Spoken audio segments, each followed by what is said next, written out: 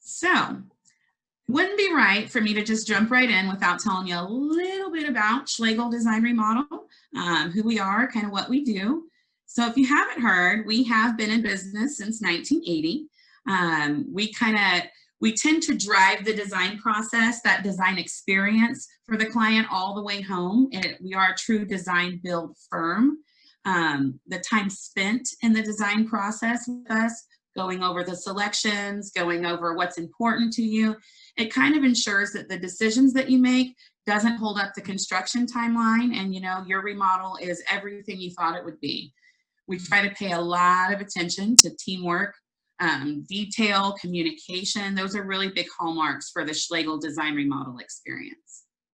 So. Options and countertops, that's why we're all here today. There's quite a few. As I mentioned, if you haven't done a remodel or you haven't been out shopping lately, it can be a little overwhelming. Probably the biggest question that I get is, what's the difference between granite or quartz or marble? So we're going to get into all of those options. As you see, there's quite a few listed over here on the screen, and we'll just kind of hit those in order. And if you want to chime in at any point and ask questions, you can, but I'm going to start with the tried and true, which is granite. Granite has been a staple in kitchens, bathrooms, homes, bars for quite some time now. It's actually believed to have been formed about 300 million years ago, which I thought was a pretty cool fun fact. It's like color. It's indigenous rock with grains, so it's like really exotic and can be a focal point. I like that no two slabs are the same in granite. That's kind of fun. It's an exotic rock. I don't want to give you a science lesson, but it's kind of formed by volcanic activity about 11, 12 miles below the Earth's surface. That magma gradually rises to the surface and it forms this really, really tough stone, and it solidifies into granite. So it's kind of a cool process of how it's made. It's extremely, extremely durable. It's got some of the most inherently or common indigenous rock features found in some of the Earth's surface. It's maintenance free, but does need to be sealed. So that's one of the things that I get questions about a lot with granite is, do I have to seal it? And the answer is yes. There are so many different products for that out right now. Some offer, years of sealant promise, but I always think a good rule of thumb is once a year or once every 2 years to seal your granite countertop. But you might also get, different instruction from your fabricator depending on how they seal it. So, granite is also one of those stones that is kind of inherently scratch resistant. So that's another fun fact. Inherently heat resistant. Never ever suggest that you kind of cut or take a hot pot out and put it on your granite because it won't like that. But I'll show you some images of some granite countertops so you can kind of see what I mean. Granite is, like I said, really natural. No two slabs are the same. I like to refer to it as a little bit exotic because it always has such a beautiful flow and grain pattern to it. You'll see the wide range of what you can find in granite countertops, and it's virtually endless. In my opinion, granite tends to be pretty warm and inviting. I think it'll be timeless. Continuously is a plus or add value, to a home when it's there. So great countertop option, not going anywhere. Here's a couple pictures of granite in kitchens. The kitchen on the left, I really like how that peninsula shows the beautiful grain pattern of that granite. Again, I think that's why I always refer to it as more of an exotic, more of a focal point. In that kitchen, I think it really comes into the forefront. Granite is also in this picture over here on the right, where I think its role is a little bit more muted. Like I said, it's always going to be beautiful and always going to stand out, but you can tell the neutral colors in that palette really played well to the other colors in the kitchen. So. Looks like we have it. You have a question. Are these photos of your projects? These two photos are not of my projects. These are two beautiful photos from my colleagues. We'll get to some of mine later, but we're going to show you guys a lot of Schloegel work. We've got a lot of talented designers on our team, so I love to show off their work anytime I can. And we did also note as we go along through the presentation, if it's Schloegel, you'll see our beautiful logo on the lower, either right or left-hand side. And if it's a different company, we will also make sure that we source them. So you should be able to see as we go along. All right, so the next countertop choice that I want to talk about is going to be marble. Marble is formed a little bit different. It forms when limestone is subjected to the heat and pressure. It kind of forms a unique crystalline structure. Again, don't want to give you a science lesson, but it's also lays amongst one of the oldest parts of the Earth's crust. And I thought that was pretty interesting too. It's often found in places like Carrara, Italy, Tuscany, Scotland, places like that. But there's a lot of marble here in the US too, like in Georgia, Vermont, Maryland, and Tennessee. So there's a lot of options as far as marble goes. It does have some fissures in it. It is a porous material. So again, you know, depending on the application, you do need to maintain it and care for it a little bit. It is a softer stone, so I would never ever cut on it. It can scratch fairly easily. I think marble's great in applications, you know, for bar areas or not used very often. I've found in kitchens, you'll see coming up that most other materials are trying to almost mimic the beauty of marble because it is so beautiful, but it can require a bit of maintenance. It has a lot of color options. It's not just the gray and the white marble that you're probably used to. You know, you can actually find some pinks and blacks and blues. So marble's a really beautiful, natural, exotic stone that I tend to like. I'm going to go ahead and go to the next slide so I can show some pictures. So here is some really great pictures of some marble. You'll see on the far left, the Carrara white marble. That's probably one of the most popular, that and the Calcutta next to it. Those two patterns are just beautiful and timeless. And I think a lot of people are trying to mimic that in what they do. Right next to that, kind of in the middle of the dulce, you'll see where that a little bit of the warmth, you can see a little bit of the rose start to come in from some of those other natural elements. And then the one to the far right actually brings in a little bit of that blue I was talking about. So it can be a really nice natural stone. Here's a couple pictures of marble in one. The far left is a bathroom. My favorite is this picture in the middle. It's actually not our kitchen, but I thought it was so cool how they ran the marble up the backsplash tile. That's such a fun thing to do. Again, definitely need to maintain that marble, but depending on where you use it, as you can see, it's truly timeless. Do we have any questions? Nope, none yet. All right. Not on marble, at least. All right, sounds good. So I feel like I'm going through it kind of fast, guys. If you want me to slow down, please stop. This is where it gets a little bit more fun. So we're going to start talking about quartz. Quartz is probably the most popular material that I'm using right now, just because there are so many options in quartz. A lot of people get it confused with granite. Quartz is actually not a natural stone. It's man-made. It's about 90% natural stone. The other 10% is a cement-based binder that kind of comes all together and, you know, makes it inherently heat, scratch resistant, very, very strong. It's a really great options in countertops. It's found throughout the world in many, many patterns, many, many veining options. It's not going to be, you know, no two are going to be the same, but it's not going to be like your granite and where it's exotically different. There's a lot more consistency from pattern to pattern when we start looking at quartz. It is one of the most abundant and widely distributed and mined thick countertops found on Earth's surface. And it's found throughout, probably already mentioned that, and that it's one of the hardest minerals on Earth, making it highly resistant to mechanical and chemical weathering. So it's not a slab, it's something that's made out of a whole bunch of other pieces and created into a slab. Yes, so it's made, they actually crush up other natural stones, you know, quartz, granite, marble, crush those natural stones up and then mix it with that binder to create the slab of quartz. Okay, that makes sense. We did have a Mhm. question come in back about marble. Okay. How often do we put marble in projects? I would say, if I'm being honest, it is declining in popularity. However, there's always a time and place for marble. You know, in a really high-end setting, it may call for a natural marble. I would use it a bathroom countertop. I've recently done marble on. I think that's a nice smaller space to try to maintain. I hesitate to put it on a kitchen where I'm going to be doing a lot of prep work.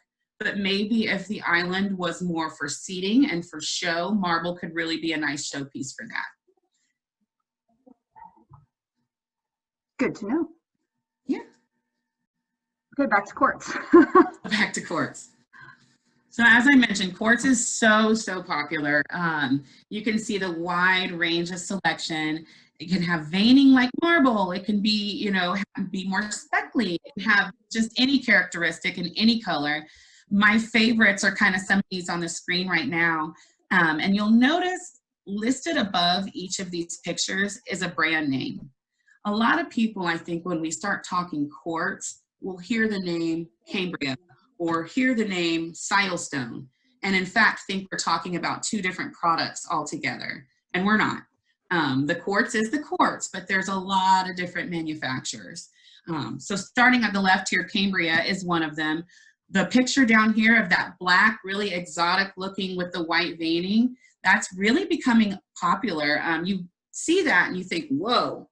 But imagine that in a basement bar, or imagine that on an island where the rest of the room was contrast. So I think colors like that are really growing in popularity, and Cambria is definitely one of the companies that showcases a lot of those fun pieces. Oh, sorry, I'm going way too fast. Back. Whoop, whoop. Oh, all good. No, all still good. going. Trying to multitask, sorry. So again, as I mentioned, from brand name to brand name, there's not a lot of difference. They are in fact the same quartz, but you will find that, you know, when you look at Caesar stone, you'll start to see some of the more common patterns. You'll start to see a little bit difference from brand to brand. So it is important to check them all out because they all have a little something different to offer, but they are all quartz and they're all going to perform the same way as far as being extremely strong. Again, with the heat and scratch resistant. Never ever take a hot pot out of the oven and set it on your countertop. Someone did ask, do they dye quartz to bring in color? Do they dye quartz to bring in color? Do you know? Actually, I'm sorry, go ahead. Nope, sorry. I put my headphones on because my children were being loud, but now I think it's harder to hear me. Yeah, that was the question. Do they dye quartz? Sometimes, you know, a lot of people are getting into even blue and colors that just aren't natural. So they do have to have some additives in there. But for the most part, when you see, like as you see down here with the Caesar stone, they try to incorporate the stone itself and the natural characteristics. And then yes, they do add dyes. They do add additives to bring in more of that marble or natural look. Okay, thank you. Mm-hmm. So here are two kitchens that we did use quartz. These are my kitchens, just throwing it out there. But what I really love about them is because if you see, yes, they're quartz. Yes, they have a marble look to them with the veining, but it's not too powerful. You know, both of these clients kind of wanted their backsplash tile to come into the forefront and to be seen when you walk into the kitchen. And that's one of the things that I love is the flexibility of quartz to allow us to do that. With granite, it's a little bit difficult to find the right neutral piece that's going to go away to use a backsplash tile like the one on the left. So quartz does allow you a lot of flexibility. Kelsey, question, how about the slabs? Are there, this picture on your left is a very large island. Do you run into issues with a seam on those slabs? We do. This particular slab on the left was carefully planned so that I used every inch of that slab.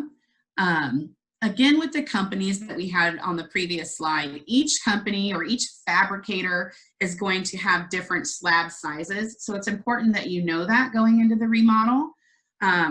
Nowadays, most people want to eat at their island. We're entertaining at our island.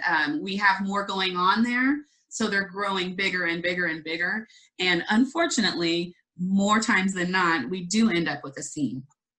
Now, luckily, we do work with some amazing fabricators, so those seams are never anything offensive, and they're usually very carefully placed, but sometimes they're unavoidable. Yeah, that's beautiful. Thanks. So here are two other quartz kitchens, and what I really like about these photos is it's kind of the opposite of the slide that we just looked at. I think these countertops really come into the forefront, and they're again that focal point that I've been referring to, and it allowed the backsplash tile to kind of fade into the background. So again, with the flexibility, it's amazing. Don't be afraid to do something like a bolder pattern like what's on these islands, because it's not going to be offensive. It's beautifully planned. Again, in that consistency, unlike your granite, you're not going to find a huge vein running through something that you didn't know was going to be there. Even though these two selections seem like they have a lot going on, it's carefully planned, and they just kind of fit right in. So. Noticed a question. Oh, when you have such a big slab, do you need to improve the structure to hold the weight? Depending, yes. You know, I run into that more when I'm widening it. So say, for instance, we want it to seat someone. I definitely have to have some sort of support on that overhang. And the overhang is right where the chairs sit, right? So for the most part, the cabinets will support the countertop, except for that overhang part where we have chairs or seating, and depending on how far we want it to go. Another thing that I've run into is if I have an appliance or a beverage refrigerator or something like that on the end of a run, I need to have something else there to support that countertop all the way over. So there are definite times when you need to add support, but I think for the most part, the cabinets will do the trick. A lot of planning, it sounds like. Yeah, a lot of planning. I was going to say, sometimes the island size gets so big that we have, I hate to say, wasted space somewhere that we may need to add support underneath as well. All right, on to the next one. All right, this is one of my favorite, guys. So Quartzite is absolutely stunning. I think it is growing in popularity. It is found all over the world. It's really, really durable. Again, heat and scratch resistant, almost even harder than granite. Quartzite is one of the toughest stones found here in America, on Earth. So I thought that was pretty nice. My favorite thing about quartzite is that I think it gives you the look of marble, the real natural look of marble, but the depth and the feel of granite.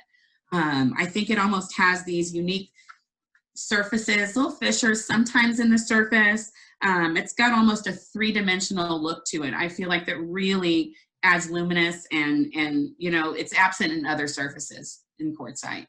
So it does require sealing, so it doesn't stain. So there's a little bit of maintenance involved. This is quartzite, obviously on the kitchen to the right, but when you have something that's stunning, I would definitely, it'd be worth wiping it down once in a while.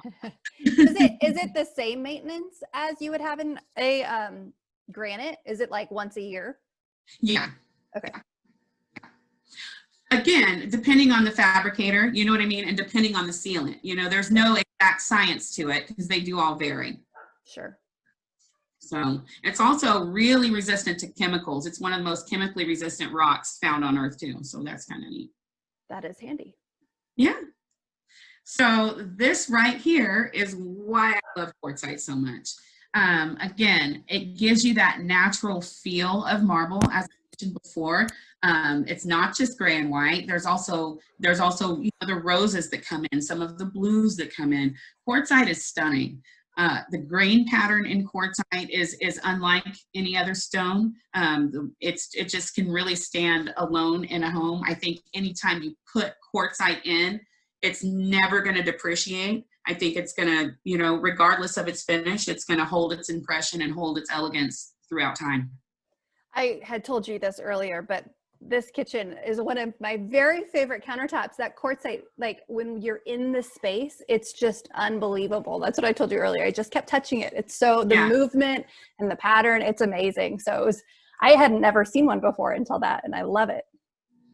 And the interesting thing, if you go back to that slide, Amy, the interesting thing about this kitchen is we wanted the grain pattern to, so the island was a slab, thank goodness, but we wanted the grain pattern to kind of be the same. And it is a natural stone, so it won't be the same unless you in fact have a sister slab. So that was very important when selecting this countertop.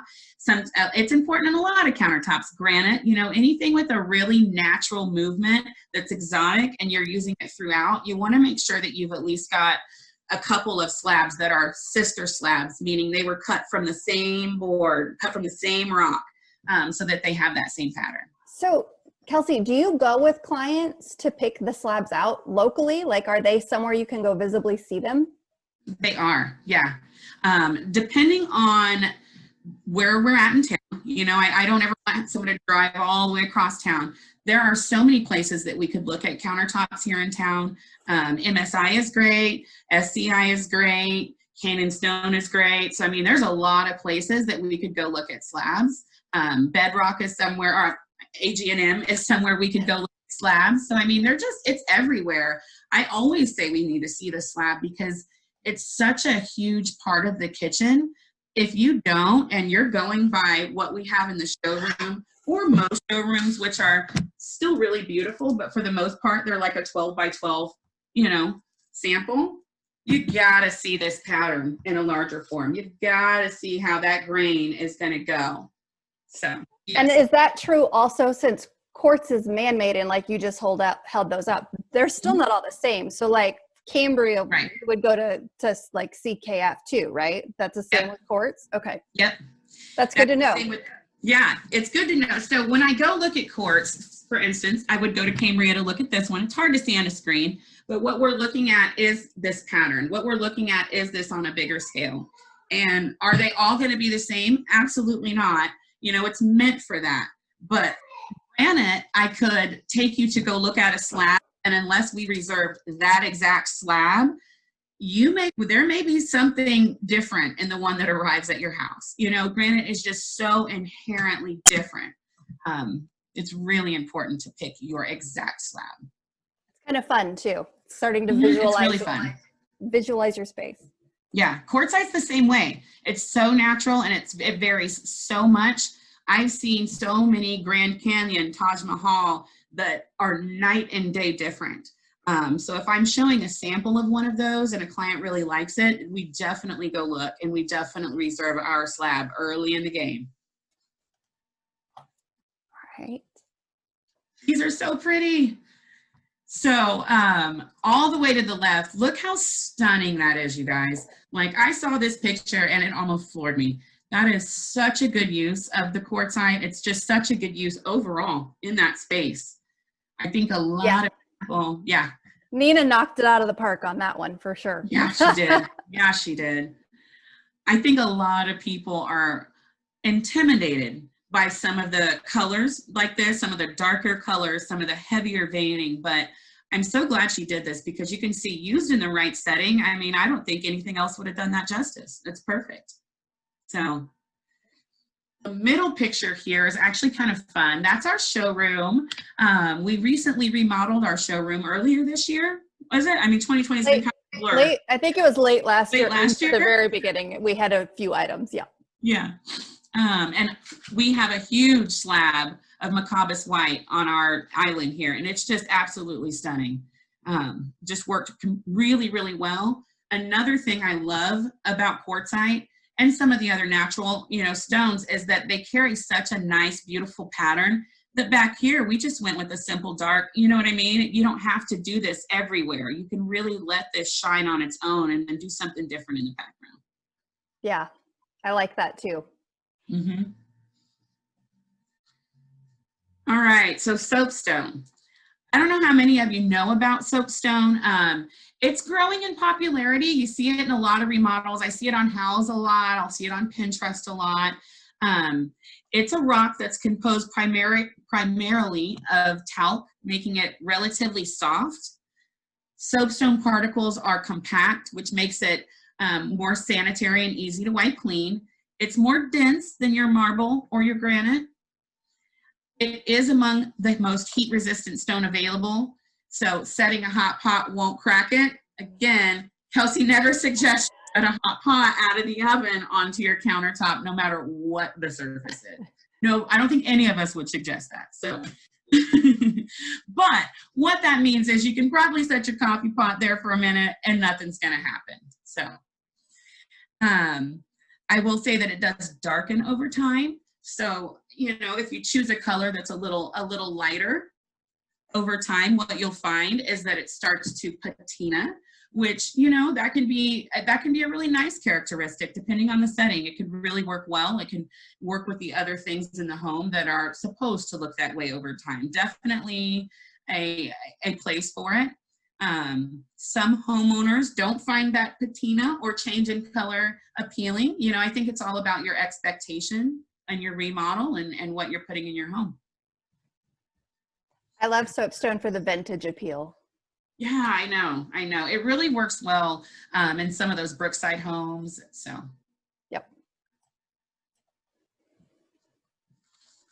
All right, we're gonna talk about butcher block.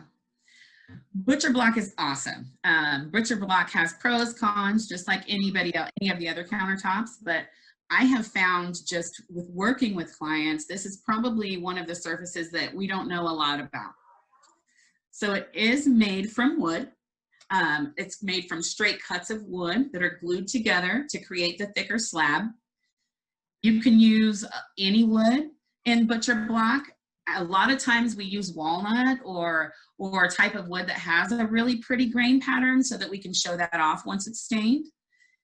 It does need to be oil finished with a food safe oil. So you can find like walnut oil. There's all types of oils, but it does need to be food safe if you're gonna prep on it. And it is wood. So it is not ideal near a sink or anywhere that's gonna get wet. But prep stations, that kind of stuff, all good. So you don't seal it, you just use oil? Yeah, you just use oil. I believe it is sealed first and then you just use oil. Not like you don't maintain it with sealant. Sorry. Sure. When it arrives to you, it is sealed, but over time you need to seal it. Yeah. Oil it. Oil it. Oh my gosh. Don't stain it. Yeah. Don't stain it. All right. So butcher block to me is all about the grain and stain. There's a couple of different ways that you can assemble the butcher block. I would refer to this little image over here on the left first as I kind of talk my way through it. But the face grain is what you'll see here. And there's face grain, edge grain, and end grain. And over here, you kind of see what that looks like all to the left. I don't know if you can see my cursor or Amy's, but the face grain is the longer side on the front, that longer flat frame. I think it tends to give you a more linear, a more, you know, lengthy look. The edge grain is on the side there, so as they glue those pieces together, you don't get quite as much of that pattern as you would. I feel like with face grain, you see a lot of the wood pattern, the tree pattern. Mm-hmm. Edge grain, not so much, because it's that smaller part of the board that's put together to intentionally give you that almost more of a cutting board type look. And then there's end grain. So end grain is the very, very top of the board. And when you put that all together, it almost looks like, you know, checkers. I wouldn't say that, but it does have a very geometric look to it. All of those little pieces start to glue together. So depending on what style we're using, what type of home we're putting it in, where it's going, all of that's going to determine which one of these you use. You'll work with your fabricator on that. I think I tend to gravitate towards face grain with a walnut wood, just because, again, as you can see right up there, it lays that flat piece out so that you can see the beautiful grain pattern from the tree. We do have some honorable mentions. Cement, that's in the middle here. That was popular for a while. I think it still works in a lot of homes. I've seen it in a lot of homes. It gives you a really, I won't use the word industrial, but it's not as warm as your granite or your quartzite. So, you know, it has its place for sure, but on a larger scale, I don't see a lot of cement, but I definitely love the cool elegance of like it is in that picture. Yeah, it was done well in that photo. It was done really well in that photo. Formica is not going anywhere. Your laminate countertops have come so far. Edge style is different. I mean, look at that one right there. It doesn't even look like a laminate. It looks, you know, more. It doesn't. You really have to look at it to see that it's not a stone. I mean, I'm sure in person you would know better, but yeah. Yeah. So they've come a long way with colors and patterns. Really fun spaces for Formica commercially. I've used Formica in a couple of spaces, kids spaces, playrooms, daycares. Those are fun spaces for Formica. If you're doing a flip house, you know what I mean? That's a really great place to put a good color of Formica. So it's not going anywhere by any means. Top right corner there, we've got a little fun accent of glass. I think that is so cool. You know, glass countertops is not something you're going to use all over the kitchen, but in a fun entertainment space or at an island where you're going to gather for drinks or cocktails, I think that is killer. And then porcelain. Porcelain's another type of countertop. I mean, the list could go on and on. People have even used tile for countertop before, not anymore, but the list could really, really go on and on when it comes to countertops. So I did want to mention, you know, have fun with it. Don't be afraid to mix materials. Don't be afraid to mix colors. This one over here on the left, we did butcher block with quartz, and it wasn't overdone. It's done in the right spot. We did do the face grain, so you can see the long, beautiful grain of that walnut. But don't be afraid to mix your colors. I think this kitchen on the left is so beautiful. It's so fun at the same time. Again, with the kitchen on the right, we've got a different countertop on the perimeter, so the outside of the kitchen, and then the island is something completely different. With that fun little accent pop above the range. It totally works. Neither one of those are fighting with one another. I think a lot of times people are afraid to mix your colors or to mix your materials. As long as you've got one of them that's going to be kind of your showy piece, and then you'll have another one that's kind of not so showy, it can totally work together. Just make sure that they're not both fighting for attention. Makes sense. Yeah. Okay, so edge style. This is something that we always want to talk about a little bit early because I think it's something that most people don't even know they have to choose, but it makes a big impact on the countertop itself. So edges on the outside, you know, what you see when you look at your countertop. Over here to the right, we've got a few pictures of them. Standard, I think most popular is going to be this first one, eased edge. But again, the reason it's so important to talk about it is because you can imagine with a stone, a squared edge would have a harder feel than something that had a slight radius to it. So depending on what we use for backsplash tile, depending on where it's being used in the home, you know, is all going to play a part in what edge we use. Growing in popularity, we've got a lot of different bevels on the edges, which I think are super duper fun. I recently did one that had almost a bevel on the underside in an office, which was kind of nice, so the desk chairs could slide under there. So it's amazing like what an edge would do. I noticed in this last, other way. In this last picture, it had a different edge profile. Yep. And your that's different than the island, absolutely. And in your favorite kitchen, that white kitchen from the very, very beginning, we intentionally did a softer radius on the stone because that quartzite was so powerful. We just wanted to soften it a little bit. So, yeah. Fun things, you know, not all countertops are polished. Not all of them are shiny. You can get honed countertops, which are more of your marble. Your quartzite are going to have those honed natural characteristics with the fissures and other things that I mentioned before. Matte, you can get, a lot of companies are providing a matte finish, and I had usually marble, but I've seen a matte, or sometimes they'll refer to it as a velvet finish. Your granite. I've seen some quartzite with a matte finish. A lot of quartz options are giving you the option of a matte finish. So I think that's a fairly new thing that's going to grow in popularity, with everybody kind of offering that. It's not everywhere, but I've seen a lot more people offering the matte finish. It's really pretty. That kitchen that you did that quartzite in is a matte. It's really pretty. Yeah. Yep. There are a couple of different thicknesses in the stone. You know, you can go 2 or 3 centimeters thick, and that centimeter makes a bigger difference than you would think. Depending on the material, like porcelain's thinner, so it may require a mitered edge, and you may want to go with a 3 centimeter. I mean, it just depends on the material. So is there a big price difference when you go from a 2 to a 3? I don't know. Curious. Generally speaking, it's considerable. It's not usually enough to sway a project. We're talking hundreds, not thousands on most projects, but yeah, there's a definite price difference. And price comes up all the time with everything. I'm surprised you just asked me that and no one else has. Yeah, that's not been a question today. It has not. So we can talk about it because we're going into questions. Oh yeah. So when you look at all these options, what are your highest prices and what are your lowest prices? So again, that's going to vary. I would say just a good, right now in general, you know, quartzite, I think because of it's growing in popularity, because it kind of checks off all the marks. It's got the natural look. It's, you know, it checks a lot of boxes. It's very exotic. Again, most of it is in Brazil, if I didn't mention that.